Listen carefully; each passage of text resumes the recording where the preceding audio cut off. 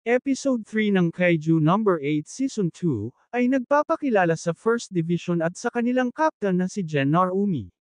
Sa kanilang unang labanan laban sa isang evolving Kaiju, ipinakita ang kakaibang lakas at galing ng dibisyong ito. Habang nakikipaglaban si Kafka para makasabay, nakaramdam siya ng matinding kaba at paghanga.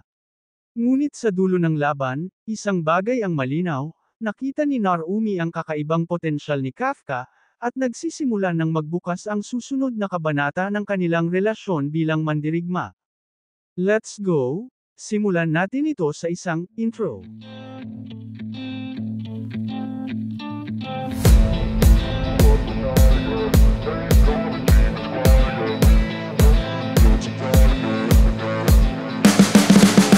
My shoulder cause they treat me like an outcast. I ain't gonna take. Simula ng episode. Nagsimula ang episode 3 sa isang malawak na military hangar kung saan ipinapakita ang 1st Division ng Japan Anti-Kaiju Defense Force. Ang division na ito ay kilala bilang pinakamalakas sa buong bansa, pinamumunuan ng isang lalaking may presensya at karismang kaiba, si Gen Narumi, ang captain ng 1st Division. Makikita ang mga sundalo na disiplinado, mabilis kumilos, at tila sanay na sanay sa labanan. Ang unang eksena ay parang isang orientation para kina Kafka, Reno, at iba pang recruits na ipinasok sa ilalim ng pamumuno ni Narumi. Dito, ipinakita ang malaking agwat ng lakas at galing sa pagitan ng 1st Division at ng ibang unit. Pagpapakilala kay Gen Narumi. Si Gen Narumi ay hindi katulad ng mga nakaraang captain na seryoso at matigas ang personalidad. Siya ay palabiro, minsan may pagka-carefree, at mahilig magbitaw ng sarcastic remarks. Ngunit sa likod ng kanyang malalebak na asal, ramdam agad ang kanyang matinding kakayahan bilang isang mandirigma. Ang kanyang aura ay nakaka-intimida, kahit hindi siya nagsasalita. Habang nakatingin si Kafka kay Narumi, nararamdaman niya ang dalawang bagay, paghanga at kaba. Kung ito ang tinuturing na pinakamalakas na division, kaya ko bang sumabay sa kanila? Unang laban ng 1st Division.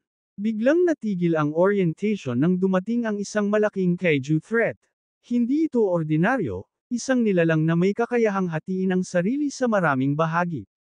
Ang kaiju ay tila may evolving ability na pumapahina sa mga ordinaryong sundalo.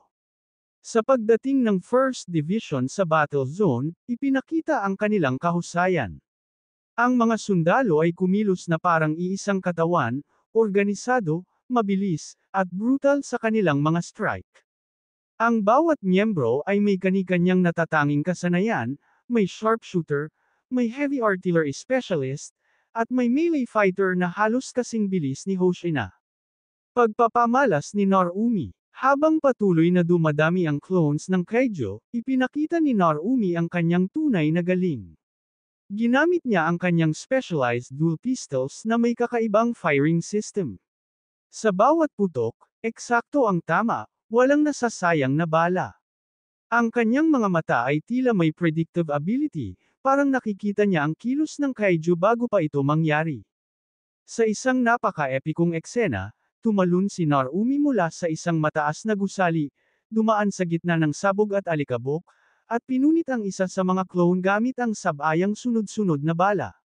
Ang kanyang galaw ay hindi lang epektibo, ito ay elegante, halos parang choreography ng sayaw sa gitna ng kaguluhan. Sa tabi ng labanan, si Kafka ay nakikipagbuno sa kanyang damdamin.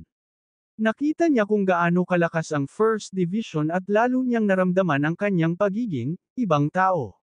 Naisip niya, kung kaya nilang lumaban ng ganito, ano pa ang silbi ng pagiging kaiju ko? Ngunit nang halos matamaan si Reno ng isang clone na sumalakay mula sa likuran, hindi nagdalawang isip si Kafka. Ginamit niya ang kanyang lakas bilang tao upang agawin ang atensyon ng kaiju at protektahan ang kaibigan niya. Bagamat muntik na siyang mapahamak, nakita ni Narumi ang kanyang tapang. Sa huling bahagi ng laban, nakumpirma na ang kaiju na ito ay may koneksyon sa kaiju number 9. Nagbigay ito ng huling sigaw bago mamatay, na nag-iwan ng mga misteryosong marka sa lupa, parang code o mensahe. Natapos ang laban na malinaw ang mensahe, ang First Division ay tunay na pinakamalakas. Ngunit kahit sila ay hindi ligtas sa lumalakas na banta ng kaiju. Sa huling eksena, nakaupo si Kafka sa gilid ng battle zone, hinihimas ang sugatang braso. Lumapit si Narumi, nakangiti ng pakutsa, at nagsabi, "Hindi ka ordinaryong sundalo, may tinatago ka, hindi ba? Pero alam mo, gusto ko yung mga taong handang mamatay para sa kasama nila. Baka magustuhan kita." Nagwakas ang episode na may bigat at kilig, dahil malinaw na nakita ni Narumi ang kakaibang potensyal ni Kafka.